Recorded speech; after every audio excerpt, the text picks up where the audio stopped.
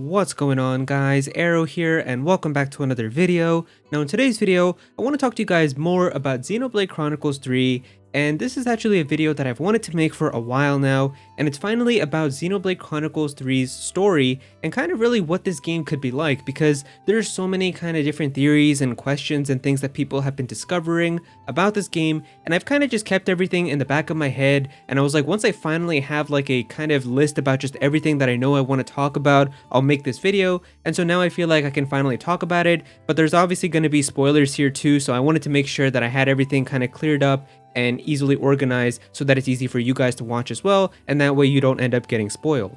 So this video is going to consist of stuff that we know about Xenoblade 3, as well as big spoilers from Xenoblade Chronicles, Xenoblade Chronicles 2, and Future Connected. Now the way that this video is going to be structured is the first thing I'm going to talk about is just stuff that we know about Xenoblade 3, then after that I'm going to start talking about massive spoilers and things from Xenoblade Chronicles 1, and then after that we're going to start talking about spoilers and massive things from Xenoblade 2, which is also going to build upon the stuff from Xenoblade 1 spoilers. And then finally, the last section is going to talk about stuff from Future Connected, which is going to build upon spoilers from Xenoblade 2 as well as Xenoblade 1, so everything is kind of just going to build upon each other. That way, really the best way to watch this video, I feel like, would just be to come back after you have played all of it. That way you won't end up getting spoiled on something you don't know about yet, but of course I will have timestamps right now on screen so you can see exactly what you might be able to watch up to, and of course I'll also use like the YouTube chapters feature, which will like divide up the video, so you'll have timestamps to click on from there as well.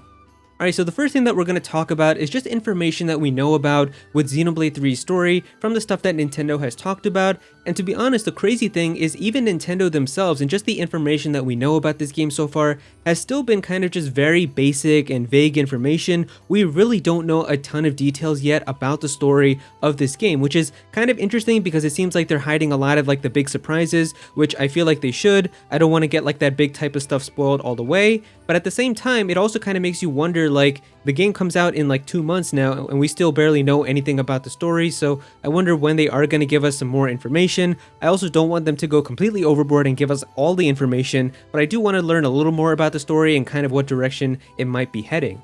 So in terms of the information that we know about Xenoblade 3's story, we know that the world of Ionios is home to these two giant nations, Kiev and Agnes, and we know that they're both at war with each other with constant fighting between the two, but we really have no idea exactly why this war is happening in the first place. What are they fighting for? What caused the war to begin? We have none of those details. Now we've also met some important characters from each side. We know Ethel is part of the Kiev's military, we've got Kamaravi as well as Isard, and these are characters who have supposedly helped some characters, like Isard has apparently been a mentor to Taion, Ethel helps young Noah in his childhood and stuff, but we really have no idea how exactly these characters are going to tie into the war and the story as well.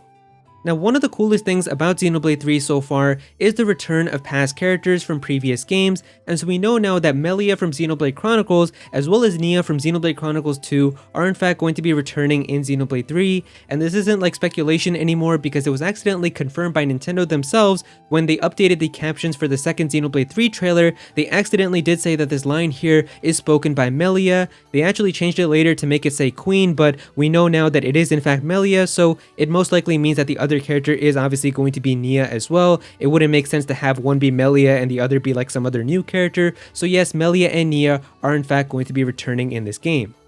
And it's also really cool how both of them are queens for each nation. So you've got Melia, who is the queen of Kiev using mechanical technology, and then you've got Nia, who is the queen of Agnes using ether technology.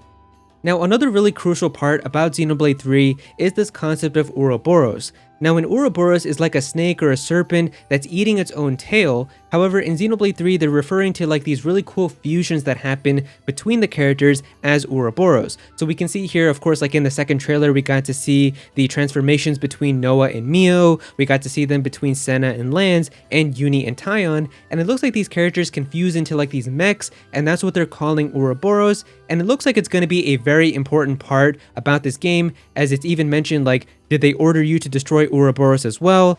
Did they order you to destroy Ouroboros too? And even in the very first trailer, Melia says Ouroboros abhor this world. Ouroboros abhor this world. Now, we don't know exactly how the Ouroboros is going to tie into the story of Xenoblade 3, but somebody in my Discord server actually sent me this very cool YouTube video about the Ouroboros, and I probably can't even paraphrase this correctly, so instead I'm just going to show you the snippet from the video itself, and you guys can kind of see how it's so interesting and how it kind of relates directly into Xenoblade 3. So take a look at this. Norse mythology also used the snake to convey an ordered world. This monstrous snake encircled the entire globe with its tail in its mouth. And it was said that once he lets go, the world would collapse and everything would be wiped out, to renew once again by the repopulation from a couple of survivors. Kind of like the Ark of Noah.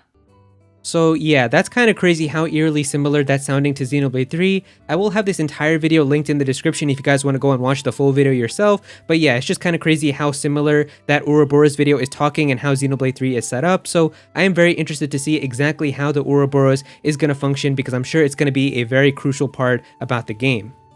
And then really the last important thing about Xenoblade 3 is with this symbol. So we see the symbol associated a lot with Xenoblade 3 stuff. It appears on the characters, it's on the logo for the game itself, and it's looking like the symbol could actually be hiding a potentially dark secret. And I actually made an entire video about this symbol and what the actual meaning of the symbol could be, because it does actually have some information that isn't actually officially revealed yet from Nintendo, but it is in fact real information about the game, but it could technically still be considered a spoiler, I guess. So if you want to go and learn about that, you can definitely click the eye up in the corner right now and go and watch that video, but I'll also have it in the outro of this video if you want to go and watch it after you're done watching this one. Alright, but now we're going to start talking about spoilers from Xenoblade Chronicles 1, so if you're still playing this game or if you haven't played it yet, I would highly encourage you to finish the game and learn everything first before watching this section, because now we're going to start talking about massive spoilers. Now, in terms of Xenoblade 1 stuff relating with Xenoblade 3, there's really kind of three big things that I've wanted to talk about. The first one is that if we take a look at the design for the flutes that we see in the very first trailer for Xenoblade 3, it's actually very reminiscent of kind of the design and styling that we see on the design for the character Zanza, the final boss of Xenoblade 1. Just looking at like the gold coloring, the swirly patterns, it just reminded me a lot of Zanza as soon as I saw it. Let me know if you guys felt this way as well. Like, does it kind of remind you of this, or do you think that it's just a coincidence? Either way, it is something that I just found very interesting, but I didn't want to talk about it earlier because Zanza is of course a very big spoiler character for Xenoblade 1. Now, speaking of Zanza, one of the things that I wanted to talk about was a very crucial event that happens within Xenoblade 1 and how that could potentially relate to how the world is shaped in Xenoblade 3, because one of the things that I'm kind of confused by a little bit or don't fully understand is how exactly the Mechonis sword is still here in the world of Xenoblade 3, because anybody who has played through Xenoblade 1 knows that during like one of the most climactic parts of the game, Zanza basically chops off the Mechonis sword and we literally see it like fall off of the Mechonis itself. However, if we take a look at Xenoblade 3, we can see that the Mechonis sword is here and it's still attached to the handle inside of the like key art that we see for Xenoblade 3. So how exactly is the Mechonis sword still in one piece? How is it intact like this still? We really don't know exactly how this works. Maybe it has something to do with what Alvis and Shulk did during the ending of Xenoblade 1. I do think that it will be explained in Xenoblade 3, but it's just something that's very interesting to anybody who's played Xenoblade 1, because seeing the Mechonis sword fully intact with Xenoblade 3 is a little confusing considering Zanza broke it off. And then the last note that I have here about Xenoblade 1 is from a very interesting line that is said in the second trailer for Xenoblade 3, and that is coming from this new Wild Ride monster character who says, "It's a wild ride, this passage of fate." Now, the passage of fate is a very important concept within Xenoblade 1, as of course Zanza is able to see the passage of fate, and that's how he's able to kind of decide exactly how everyone's lives are going to go, and this is what grants Shulk the ability to be able to see into the future with the Monado itself, and then later Shulk starts appearing outside of the passage of fate as well, so it's a very important part of Xenoblade 1, and the fact that they use that exact same kind of phrase within the trailer is definitely not just a coincidence, so it really kind of makes you wonder, like, is Zanza going to be related somehow to this new monster character? Is bits of Zanza still going to be in it, or like what exactly is going to be the true purpose of this character? It's all very interesting now. Alright, now we're going to be moving into spoilers for Xenoblade Chronicles 2, so if you haven't played Xenoblade 2, I suggest that you click off this video and then come once you've finished it, but there's going to be spoilers now on Xenoblade 2 as well as Xenoblade 1. Now, the first thing that I want to talk to you guys about is this new character in Xenoblade 3. So this is a character that we've seen in the very first trailer for Xenoblade 3, as well as the most recent one, and the official name for this character is Guernica Vandam. Now, of course, the name Van Damme is important with all Xenoblade games because they all have a Van Damme, but something is very kind of odd about the Van Damme with Xenoblade 3 because it's actually very similar looking to the Van Damme from Xenoblade 2. And it's because of this that I kind of have a hard time deciding if this is actually a whole new character or if this could actually somehow still be Van Damme from Xenoblade 2. Because the thing is, it's just so weird how similar this Van Damme looks to the one from Xenoblade 2. I mean, like, we can even see the exact same scar on his face that we have from the Van Damme in Xenoblade 2. And scars are not something that you can pass down like hereditarily, so you can't say like this is like a descendant of that Van Damme or something, because that wouldn't make any sense. How does he have the exact same scar? It's just really kind of weird. What's even more unusual is that if you've played Xenoblade 2, then you know that Van Damme does unfortunately pass away at the end of Chapter 3, so how could he still possibly even be alive if this is Xenoblade 2's Van Damme? And for that, there's like a lot of potential things that they can do. I mean, obviously, Xenoblade is like a sci-fi fantasy game, like it's fiction, so they can come up with anything to make the character be revived or somehow still exist. It's just kind of really crazy though. The one thing that I have seen that could be kind of a coincidence, but also might have something to do with this, is that the character Van Damme in Xenoblade 2, after he did pass away, he is buried on the Orion Titan, and what is the big Titan that's fusing with the Mechonis inside of Xenoblade 3? It is the Uriah Titan, so maybe because of that and like the event when the two fused together and some stuff happened, it caused Van Damme to still be alive for some reason. I don't know exactly how that works, and if that is the case, then does that mean that potentially characters now who died on Mechonis could still be alive somewhere as well? There's a lot of potential things that they can do, but it's just something that's very kind of crazy. Now, they haven't shown us any of the English voice actors yet, but we do have the ones in Japanese, and even the Japanese voice actor for the new Guernica Van Damme character in Xenoblade 3 is the exact same voice actor that Van Damme had in Xenoblade 2. They're using the same voice, and it seems like the English voice is the exact same as well, so they're even using the exact same voice. It's just really kind of weird how similar these two characters are. Now, a really important concept that we learn in Xenoblade 2 from the architect himself is about the Trinity processor of the Aegises. So Klaus the architect in Xenoblade 2 explains how he had this Trinity processor of the three Aegises, but one of them mysteriously disappeared named Ontos, and that he was left with the two Logos and Pneuma, which happened to become Pyra and Mithra and Malos within Xenoblade 2. Now, that other Aegis named Ontos who disappeared was heavily theorized to be Alvis from Xenoblade 1 for the longest time, but then we had Xenoblade Chronicles Definitive Edition which came out, and they actually changed the necklace which had a key on the original Xenoblade game to a Aegis Core crystal in Xenoblade Definitive Edition, confirming the theory that Alvis is in fact Ontos and disappeared into Xenoblade 1's universe. Now, to be honest with you guys, I feel like that the only reason monolithsoft even made Xenoblade Chronicles Definitive Edition was because they knew that Melia was going to be returning in Xenoblade 3, so they could have this whole future connected epilogue to kind of set up into that, which I'll get to later in this video, but also so that they could change Alvis to having this core crystal, because Alvis is probably going to appear somewhere inside of Xenoblade 3 as well, and he's definitely going to connect into the game, because why else would they make this change if he's never going to have any type of significance again? I really do think that he's going to appear, and it's just going to be so cool, because Alvis is probably my favorite character in Xenoblade 1. He's like tied there with Shulk and a couple other characters, but I really do like him.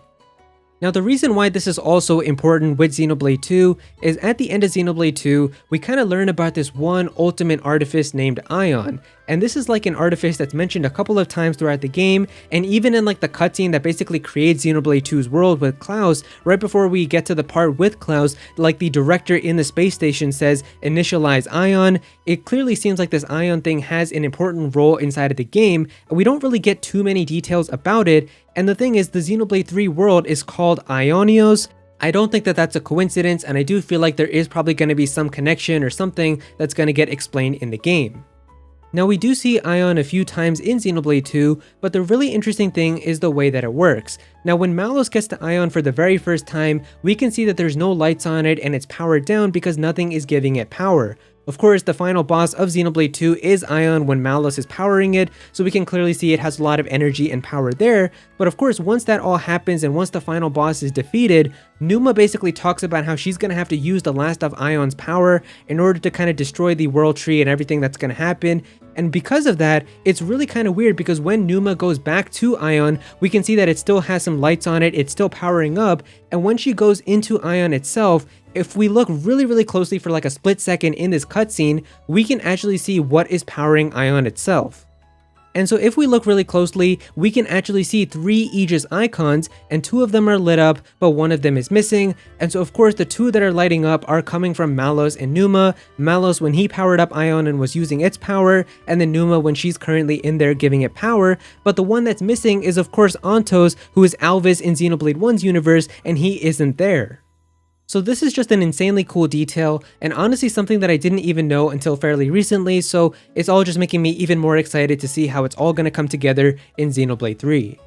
Now the last thing that I have here about Xenoblade 2 spoilers is about all of the different titans. So of course at the end of Xenoblade 2, we can see all of the titans kind of merging together, and I think it's because of that it makes a lot of sense why inside of Xenoblade 3, we can see so many different elements from each of the titans fused together. Like there was one spot in the trailer where we got to see a part of Gormod, we can see parts of like Lytheria and other elements too, so I think it's really cool how everything connects together.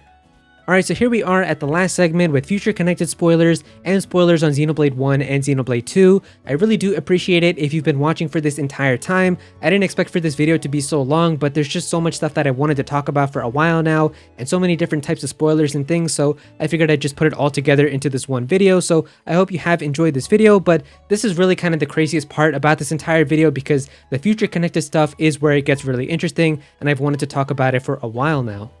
Now, one of the really interesting things about Future Connected is this line that Melia says about how she has an ill premonition and how she feels that disaster kind of looms about everyone's future, because it's really kind of reminiscent and foreshadowing of what's going on in Xenoblade 3 with how you have the Kieves and Agnes nations attacking each other and how the world is in chaos. Now that is a pretty cool detail, but the most important thing about all of Future Connected is this concept of these fog beasts which are coming out of these dimensional rifts and really just the entire final boss of Future Connected. Now this is definitely going to be a little difficult to explain, but I'm going to do my best to try to make it easy to understand because everything does kind of connect together and it makes a ton of sense in my opinion, but it might be hard for everyone to kind of see it and kind of see exactly what I mean. So in order to understand everything first, the first thing that we need to talk about is kind of the very first cutscene that happens at the start of Chapter 10 in Xenoblade 2, where we get to see the space station and Professor Klaus. Now during this cutscene in Xenoblade 1, we learn about how Professor Klaus ends up becoming Zanza, and the other like kind of girl assistant that he has ends up becoming Meyneth. Now we don't learn about her human name until Xenoblade 2, where we find out her name was Galea. Now during the cutscene in Xenoblade 2, if we look really closely at Galea's lab coat, we can actually see her ID badge which is on it. And this is very important because this exact same ID badge is actually picked up by Rex in Chapter 8 of Xenoblade 2 after defeating a very big boss in the land of Moritha. Now the architect Klaus does explain in Xenoblade 2 that all of the monsters in the land of Moritha are kind of the remnants of the base world when he did the experiment, because those are the ones that still clung to life. And what's really interesting though is because that badge is discovered after beating like this really big boss, that it's most likely kind of assumed that that boss was kind of the remnants of Galea who was still alive in the land of Moritha. Now you're probably thinking, well, how does this relate to Future Connected? And what's really kind of crazy is that the final boss of Future Connected with the Fog King is the exact same monster as that monster that Galea was in the land of Moritha, to the point where they literally use the exact same animations and attacks during how they fight. The only kind of difference is in Xenoblade 2, all of the kind of ether and light attacks are based around a blue light, but the one in Future Connected is based around an orange one. So I actually showed this on stream when I was playing through Future Connected because somebody told me to watch this after I beat it, so I actually do have like the footage of it which you can see right here, but they basically use the exact same attacks and animations. The only thing that's a little different is just the colors for them, so it's actually really kind of crazy now how these two are related to each other. So Xenoblade 2 and Future Connected definitely do have some type of connection, but we don't know exactly what this means. Does this mean that this is still Galea or like Meyneth from Xenoblade 2's world now back into Xenoblade 1's universe? Could this mean something else, that they're just kind of related somehow? We really have no idea, but I feel like this is really going to set up to kind of exactly how it's going to work in Xenoblade 3, and I do feel like all of this is going to be explained. What's also interesting is how the color in Future Connected was orange, and it really does seem like that they're using the color orange a lot with Xenoblade 3 for some reason. Like the entire UI is orange, a lot of the menus are orange, pretty much orange seems to be like a very significant color for some reason within Xenoblade 3. I don't know if that's just a coincidence or if it's actually going to have something to do with the game, but either way, it is something that I found kind of cool. But yeah, that's pretty much like the big connection between Xenoblade 2 and Future Connected. It's just really kind of weird how it involves this character Galea, which of course Galea ended up becoming a goddess inside of Xenoblade 1's universe with Maineth, but inside of Xenoblade 2's universe, she was just like this monster inside of the land of Moritha, who now seems to be present again inside of Xenoblade 1's world potentially with Future Connected. It's just really crazy, but I know for a fact that monolithsoft didn't just do this randomly, and it's all going to connect together in Xenoblade 3, and I can't wait to see how it all comes together. And so yeah, there you go guys, those are pretty much all of my thoughts on the story and kind of details and connections from Xenoblade 1, Xenoblade 2, and Future Connected within Xenoblade 3.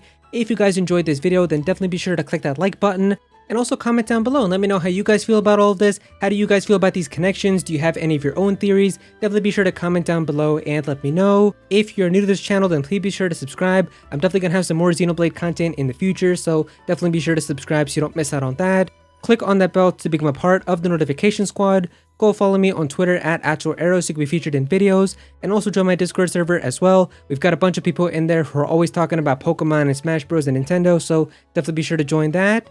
And yeah, that's pretty much it. Thank you so much for watching.